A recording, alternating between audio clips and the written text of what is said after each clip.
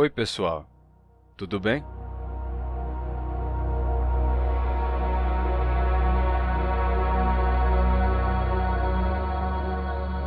Vocês já ouviram alguma vez Carpe Diem? É possível que sim, talvez numa aula de literatura, ou em algum filme, ou em algum outro lugar. Agora eu fiquei curioso.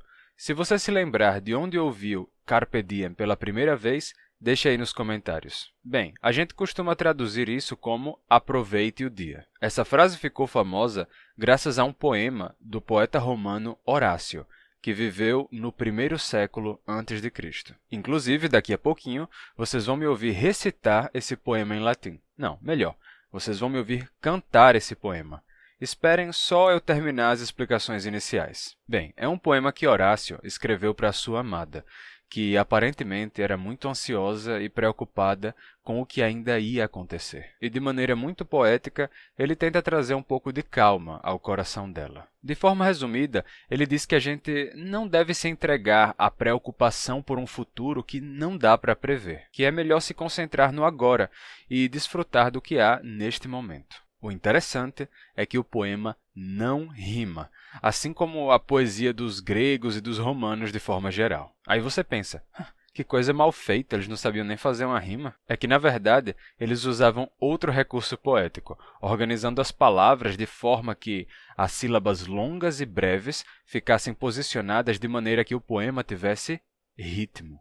Em latim, uma sílaba é longa se ela tiver uma vogal longa, se ela tiver um ditongo ou se ela acabar em consoante. Além disso, a forma como as palavras se conectam umas com as outras também pode afetar a duração das sílabas. Isso não existe em português, então vou explicar com mais detalhes mais tarde, depois de eu cantar o poema. Mas, para vocês terem uma ideia, prestem atenção no que eu vou dizer agora.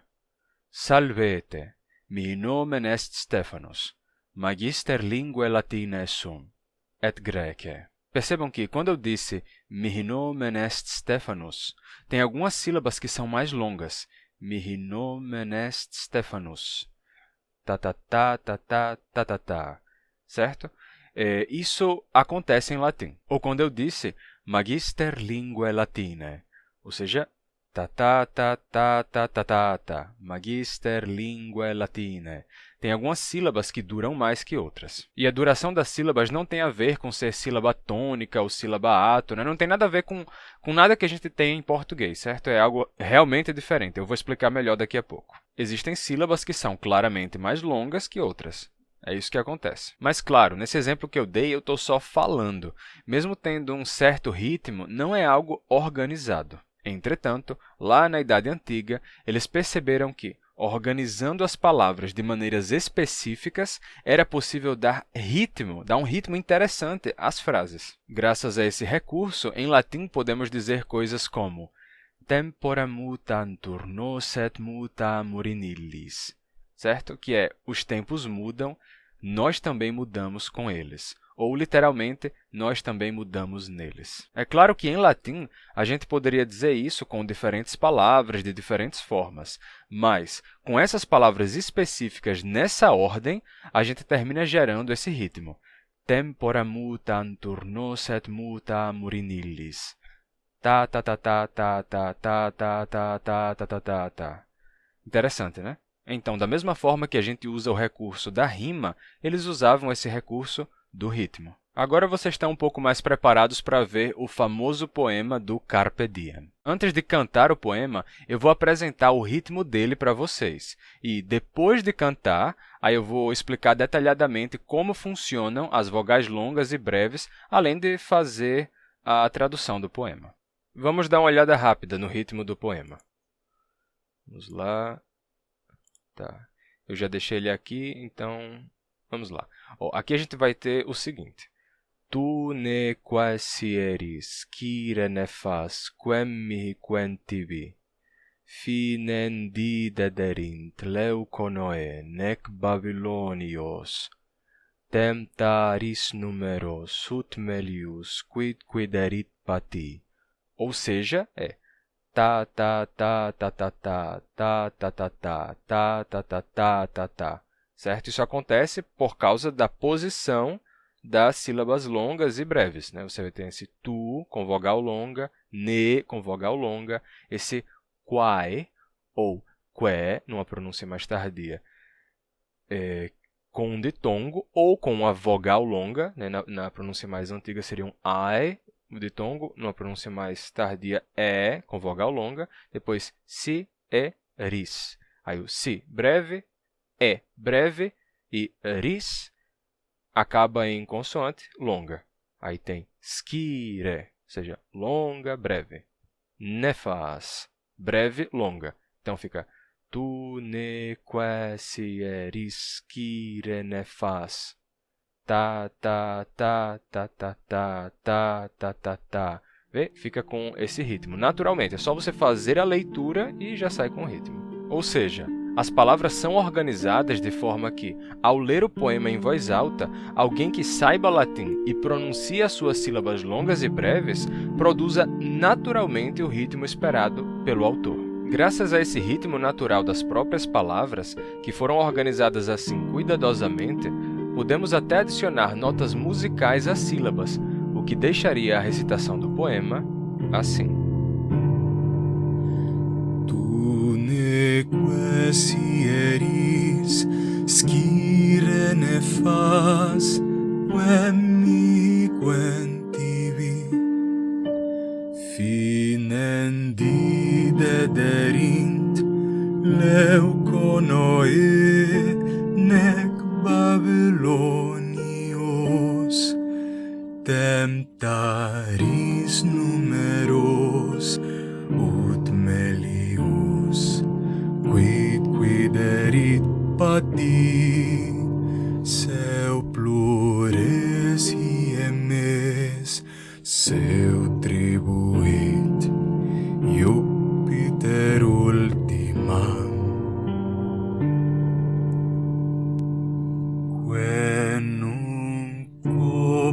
Positis debilitat pumicibus mare, tu renun sapias vina liquis et spatio brevi, spen longan reseces dum loquimur, fugerit in vida, et as carpe diem, quam minimum credula postero.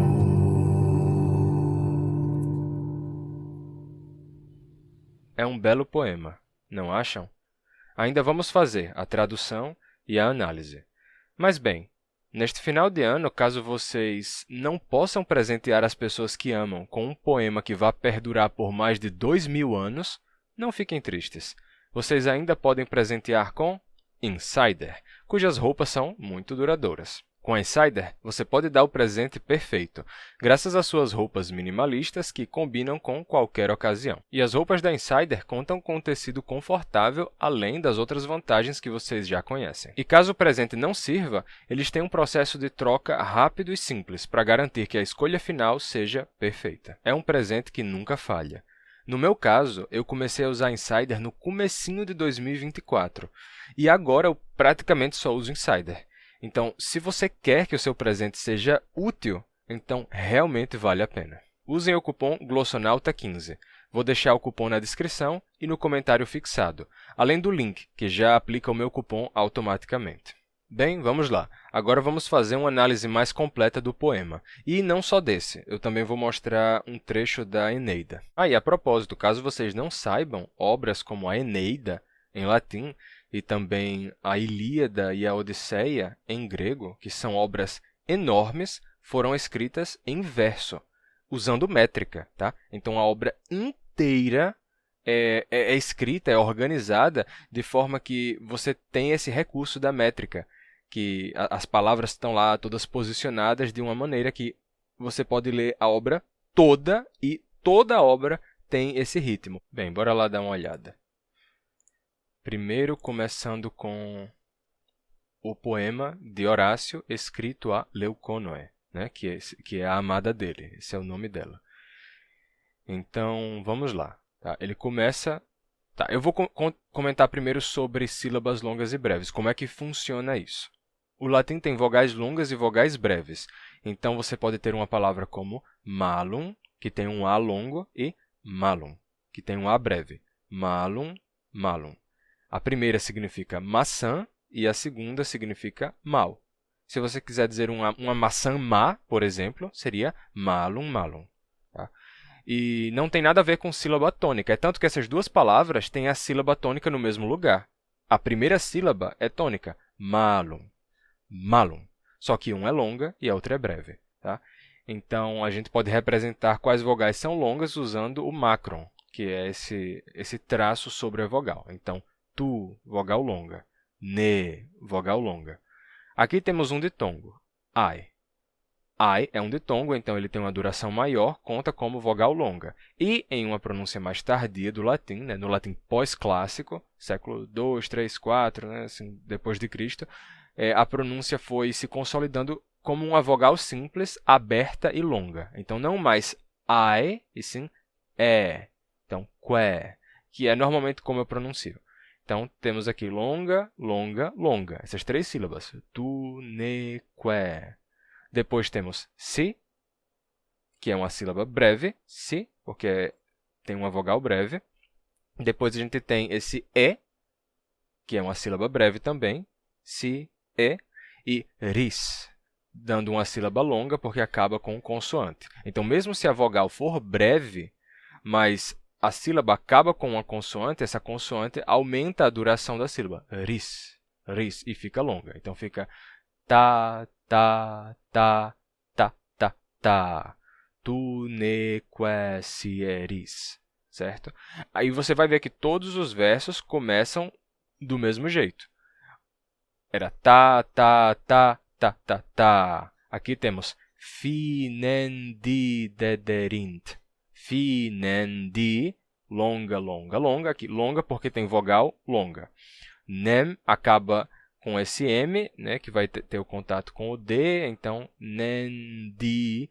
Aí esse di é longo, tem vogal longa, então fica fi com vogal longa. O nem acaba em consoante, o di é longo, tá, tá, tá. Aí o de, rint. De é breve de novo, e o rint, rint acaba em consoante, né, com duas consoantes no caso. Então, longa. Tá, tá, tá, tá, tá, tá. Assim como tu, ne, que, sieris. Aqui, fi, nen, di, dederint. Mesma coisa aqui. Tem, taris, numeros. Ou seja, tem é longa, porque acaba em consoante. Ta é longa, porque tem vogal longa. Ris é longa, porque acaba em consoante. Nu é breve. Me é breve, né? Nu acaba, é só nu, a sílaba. Aí, me é só me, vogal breve. Não acaba em consoante. Não tem ditongo, não tem nada que faça essa sílaba ser longa. E ros tem vogal longa e também acaba em consoante, né? Mas aqui a gente tem uma vogal longa. Aí você se pergunta, como é que eu sei que esse nu acaba em vogal e não em consoante? Como é que eu sei que esse M é o início da próxima sílaba e não o final dessa sílaba? Simples. Se você tiver uma vogal seguida de consoante, e depois dessa consoante houver uma vogal, essa consoante sempre se acopla à vogal que vem depois, não à vogal que vem antes. Para você poder dizer que a sílaba acaba em consoante, então tem que ter duas consoantes depois da vogal, ou mais. Por exemplo, aqui no caso de temptaris, a gente tem esse MP antes de um T. Então, esse T inicia a próxima sílaba, tá. Então, esse MP fecha a sílaba anterior, fica temptaris, certo?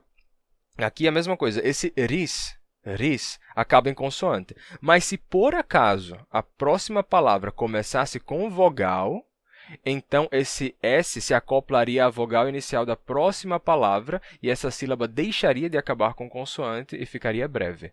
Mas como começa com consoante, a palavra numeros, então esse S se mantém como parte desta sílaba e a sílaba fica longa. temptaris numeros. Ou seja, tá. E a mesma coisa aqui. Seu plures riemes. Temos seu, ditongo, então é longa. Plu, longa. Res, longa, porque nesse caso temos vogais longas. Aí o ri é breve. É breve. Mes é longa. Então, sempre vai ser tá.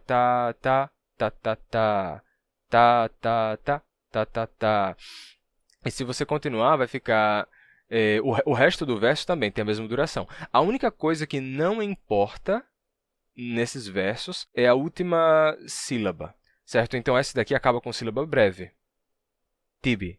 E não importa se a última sílaba é breve ou é longa. Isso não tem importância. Porque como é o final do verso, então se acabar como tatá ou como tatá, não influencia. O final dá no mesmo. Então você vai ver que aqui vai acabar com uma breve, mas aqui acaba com uma longa. E fica tu ne quasi eris quire nefas quem mihi quem tibi.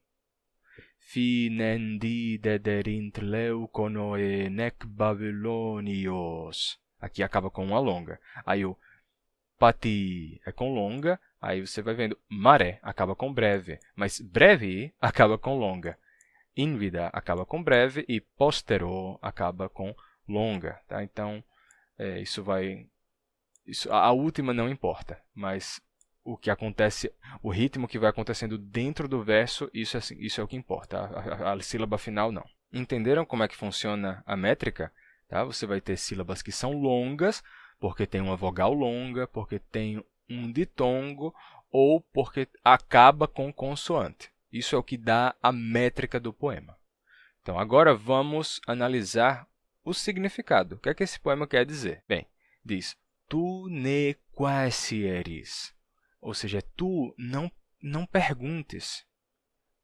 Scire nefas. Saber é proibido. Mas saber o quê? Quem mihi, quem tibi, finem di dederint. Ou seja, qual fim, quem finem, di dederint, os deuses deram, mihi, tibi. Ou seja, qual fim para mim e qual fim para ti os deuses deram. Ou seja, não pergunte, é proibido saber, não é para saber qual fim os deuses deram a mim e a ti, Leuconoe, que é o nome dela. E depois ele diz, nec Babylonios temptaris numeros. E nem, nec temptaris, e nem tente Babylonios numeros, os números babilônios. Nem tente os números babilônios, nem tente usar a numerologia, a astrologia dos babilônios, né, para tentar descobrir o futuro, né, saber qual é o nosso fim. Ut melius, né, quão melhor, quid erit pati. Então, ut melius, quão melhor, é muito melhor, quid erit. Então, erit é será, né, e quid é qualquer coisa, o que quer que seja. E pati, do verbo patior, é como sofrer ou suportar. Então, quão melhor é suportar, sofrer, aquilo que será, o que quer que seja que será, que acontecerá. Então, não se preocupa, não fique tentando usar a numerologia e a astrologia babilônia para descobrir qual fim os deuses deram a mim e a ti, Leuconoe. O que quer que venha a acontecer, é melhor a gente simplesmente suportar. E aí ele começa a dizer, né? Seu plures riemes, seu tribuit Jupiter ultima. Então, muitos, ou mais invernos, riemes são os invernos, né? ou mais invernos, seu tribuit, ou Júpiter atribuiu, ou ordenou, ou determinou o último. Né? Então, a gente não sabe, né, se a gente vai ter outros invernos, em que para a gente ver, outros anos, né? ou se Júpiter já atribuiu para nós, já determinou para nós o último. Né? Esse ultimam está no feminino porque hiemes é uma palavra feminina. Hiems, no nominativo singular. Então, né, a gente não sabe se vamos ter outros invernos ou se Júpiter já determinou que este será o nosso último. Quae nunc oppositis debilitat pumicibus mare, Tyrrhenum. Esse Tyrrhenum faz parte do mare. Então, aqui ele começa a descrever o inverno, né? Se Júpiter já atribuiu o último, que agora debilita o mar Tirreno com pedras, com as rochas opostas, né? Com as rochas opostas ao mar. Então, se o mar fica batendo e quebrando, né? Tipo, as ondas batendo e quebrando nas rochas, ele está só fazendo essa imagem, gerando essa imagem de um inverno frio em que o mar vem e bate nas rochas e aí as ondas quebram, né? Então, né, a gente não sabe se este inverno, em que a gente vê aí o mar batendo nas rochas, neste frio, etc., se esse é o último ou se Júpiter nos dará outros. E como a gente não sabe de nada disso, ele termina dizendo sapias, né, do verbo sapere, que pode ter o sentido de ser sábio. Então, sapias, então seja sábia. Vina liques, prepare o vinho, liquefaça o vinho, prepare o vinho, et spatio brevi, spen longan reseques. E em um espaço breve, spen longam, a longa esperança, né? A esperança longa, ela tem uma esperança longa para um futuro distante. Reseques, recorte. Né? Pegue essa sua longa esperança e recorte ela para um espaço breve. Né? Não dá para você ter uma esperança assim longa e distante para um futuro distante. Então, corta isso aí, reduz isso aí para um espaço breve. E por quê? Aí ele diz o motivo, né? Dum loquemur, enquanto falamos, fugerit invida etas. Enquanto falamos, terá fugido o tempo, né? Essa palavra etas, no caso acusativo é etatem, que nos deu idade, né? Tem a ver com o tempo.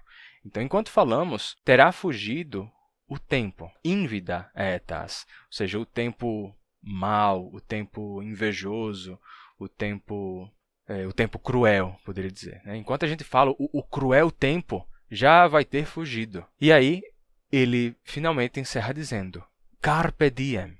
Aproveite o dia, então. Né? Carpe é de colher, né? Como colher uma fruta. Mas a gente pode traduzir aqui como aproveite o dia. Carpe diem. Quam minimum credula postero. Então, quam minimum credula, ou seja, crédula ou que fica pensando em algo, ou depositando a fé ou a esperança em algo de alguma forma. Né? E minimum credula é o mínimo possível disso. Né? Quam minimum credula, o mínimo possível de crédula ou de esperançosa, postero, né? Para o futuro. Então, ou seja, se importando o mínimo possível com o futuro. Vou traduzir agora de forma menos literal, de forma mais semântica. Né? Então, não pergunte. Não é para a gente saber qual fim os deuses deram para mim e para ti, Leuconoé. E nem tente usar os números babilônios. É muito melhor suportar aquilo que vier. Pode ser que sejam vários invernos, ou pode ser que Júpiter tenha determinado que esse seja o nosso último. Inverno esse que debilita o mar Tirreno com as suas rochas opostas a ele. Então, seja sábia, prepare o vinho e recorte essa sua longa esperança para um breve espaço. Enquanto a gente está falando, o cruel tempo já vai ter fugido. Então, aproveite o dia, pensando o mínimo possível no futuro. Essa seria a tradução do poema do famoso Carpe Diem. O motivo, né, o sentido desse Carpe Diem em contexto. E o que é que ele quer dizer, né, no seu texto original. Agora vamos dar uma olhada em outro texto que eu tenho separado aqui. Aqui está. Bem, aqui temos um trecho da Eneida, também escrita em verso, mas antes de ler esse trecho, eu vou pegar aqui alguma outra coisa. Por exemplo, o começo do texto está escrito em prosa. Tá? Essa daqui está contando a história do segundo livro da Eneida de Virgílio, só que nessa parte aqui está escrita em solutis versibus, ou seja, pegaram os versos e reescreveram em prosa. Então, se você for ler essa parte que está em prosa, você vai ver que, mesmo que haja sílabas longas e sílabas breves, não vai ter aquele ritmo típico de um poema. Ó, eu vou fazer aqui a leitura. Respeitando vogais longas, sílabas longas e breves. Tá? Então, vocês vão ver. Italiae incolae primi, aborigines fuerunt, quorum rex Saturnus, tanta justitia fuisse dicitur, ut nec serviret quisquam subillo, nec quidquam sum proprio averet, sed omnia communi omnibus essent. Ob memorii lius aetatis auree, quae vocatur, mos Romanorum est, ut mense decembri, diebus festis, qui dicuntur Saturnalia, servi in conviviis cum dominis discumbant. Certo? Então, vocês veem, tem vogais longas, tem sílabas longas, ó, aqui, Romanorum, tem um monte de vogal longa aqui, né? Vocatur, tatata, temos communia, omnibus. Então, vocês veem que tem coisas breves, coisas longas, mas como está em prosa, então não chama tanta atenção, eu diria. Né? Se você for lendo, né? Postunc, picus, dende faunus, in latio regnavit, eo tempore. Tá? E aí vai ficando assim. Só que, se você for ler uma parte que é escrita em verso, ó, aqui temos o miseri, que tantinsani aquives. Vê como é escrito de forma que tenha ritmo. Eu vou fazer a leitura desse trecho todo aqui, para vocês verem como fica diferente do texto em prosa. E aí, quando acabar aqui, eu volto para esse trecho aqui que é em prosa, e vocês veem como tem uma ruptura assim no estilo. O miseri, que tantinsani aquives, creditis avectos hostes, autulla putatis, dona carere dolis Danaum, sic notus ulixes, auto qui inclusi ligno cultantur acivi, autec in nostros fabricatas machina muros, quid destimeo Danaos, et dona ferentes. Sic fatus omnibus viribus, ingente astam, in latus equi misit, sed illa tremens, infirmo robur estetit, nec in parte interiorem ad milites occultos penetravit. Viram que esse trecho aqui é só prosa, né? Sic fatus omnibus viribus, ingente astam, in latus equi misit. Diferente daqui, que é o miseri, que tanti insani acives, creditis avectus hostes. Vê, isso daqui é a poesia dos romanos e dos gregos. Era assim que funcionava a poesia para os romanos e para os gregos. Era baseado nesse ritmo, né? E deixa eu ver se tem algum comentário que eu tinha esquecido de fazer. Tem o fato de que quando uma palavra acaba com vogal e a próxima palavra começa com vogal, então você corta a vogal final da sílaba anterior. Não que você corte ela, mas ela junta com a próxima palavra. Isso é um caso de sinalefa. Tá? Eu fiz um vídeo especificamente sobre isso. Isso acontece em português também. Então, quando a gente diz, por exemplo, minha terra tem palmeiras onde canta o sabiá. O A de cantar e o de o sabiá se juntam numa sílaba só. Onde canta o sabiá. A gente não diz onde canta o sabiá, mas onde canta o sabiá. Se você não juntar, dá uma sílaba a mais. Onde canta o sabiá. E a gente não diz onde canta o sabiá, mas minha terra tem palmeiras, onde canta o sabiá. Onde canta o sabiá. O latim faz isso também. Então, tanta insania fica tanta insania. Tanta insania. Então, se uma palavra, mesmo se uma palavra acabasse com uma vogal longa, se a próxima palavra começar com vogal, a vogal longa é cortada. Ela não tem prioridade nem nada do tipo nela. Ela pode ser cortada como qualquer vogal breve. Deixa eu ver se tem mais alguma coisa para comentar. Bem, tem uma que eu acho que eu já comentei, que quando uma palavra acaba com consoante, então a consoante se junta à primeira vogal da palavra seguinte. Deixa eu ver se tem algum caso aqui que afete a métrica de alguma forma. Aqui, perfeito.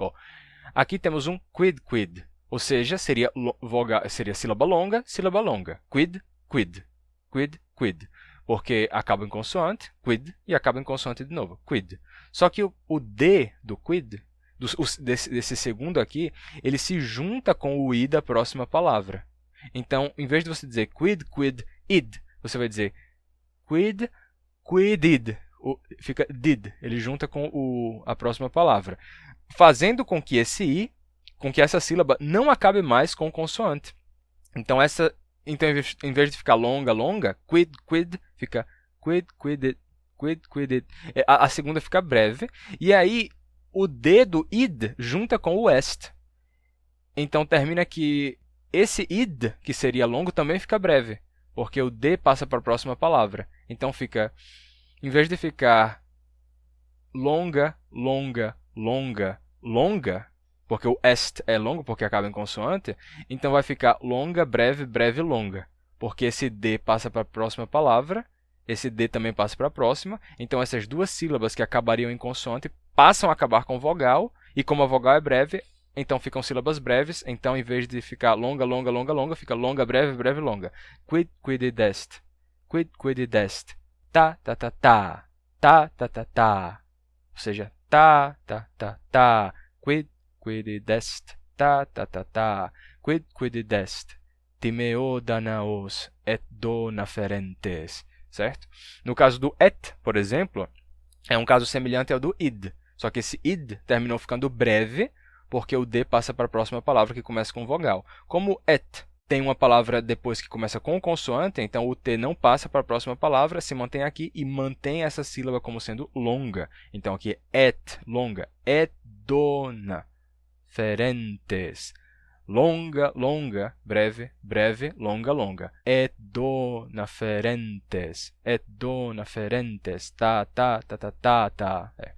Bem, é isso. Então esse é o funcionamento da poesia, né? E aqui esse trecho, deixa eu ver uma tradução rápida, né? Ele tá aqui o cara tá reclamando porque estão aceitando o cavalo de Troia, basicamente. Tá dizendo, miseráveis ou tristes, qual é tanta insânia aqui, né? Ele está reclamando de tamanha insanidade, cidadãos, né? Os concidadãos dele. Vocês acreditam, né? Credites avectos hostes, vocês creem que os inimigos foram expulsos? Autulla putatis dona carere dolis danam. Aqui, esse danam se refere aos gregos, né? Tem várias palavras para fazer referência aos gregos. Tem akivi também, que aparece aqui, akivi. Então ele está dizendo aqui, ou vocês não acham que que os presentes dos gregos carecem de má intenção, né? Não acha que está estranho esse negócio, não? É assim que é conhecido Ulisses? Sic notus Ulixes, auto inclusi ligno occultantur acivi. Aut hoc ligno occultantur acivi. Ok, ou será que os gregos não estão se ocultando, não estão se escondendo dentro dessa coisa de madeira, né? O cavalo de Troia? Ou que essa máquina, né? Ou que essa máquina foi fabricada para atacar os nossos muros. O que quer que seja, né? Quididest, quer que seja, timeo danaos. Eu tenho medo dos gregos. Et dona ferentes. Até mesmo dando presentes. Aqui ele tá suspeito esse negócio aí, esse cavalo aí. Vão aceitar mesmo essa coisa aí? Será que não tem nada de errado, não? E tinha, né? Tinha algo de errado. Acho que não tem mais nada específico para comentar sobre o funcionamento da poesia, né? Talvez em algum outro vídeo eu traga alguma outra coisa sobre vogais longas e breves, métrica, sílabas longas e breves, essas coisas, e a métrica dos poemas, né? Mas eu não sou tanto de estudar poesia, na verdade, né? Hoje eu decidi trazer isso, mas eu não sou muito dessa área. Foi só uma curiosidade, algo diferente para vocês, mas tem outras pessoas que trabalham com latim e grego e se concentram muito nessa parte da literatura e da poesia. Não é meu caso, não. Mas ainda assim acho que é muito legal para mostrar para vocês. E bem, espero que tenham gostado. E é isso, pessoal. Compartilhem o vídeo com outras pessoas que poderiam gostar, se inscrevam no canal e não se esqueçam de usar o cupom GLOSSONAUTA15 para ter 15% de desconto na página da Insider. Foi um prazer ter vocês aqui novamente e até mais, pessoal. A gente se vê no próximo vídeo.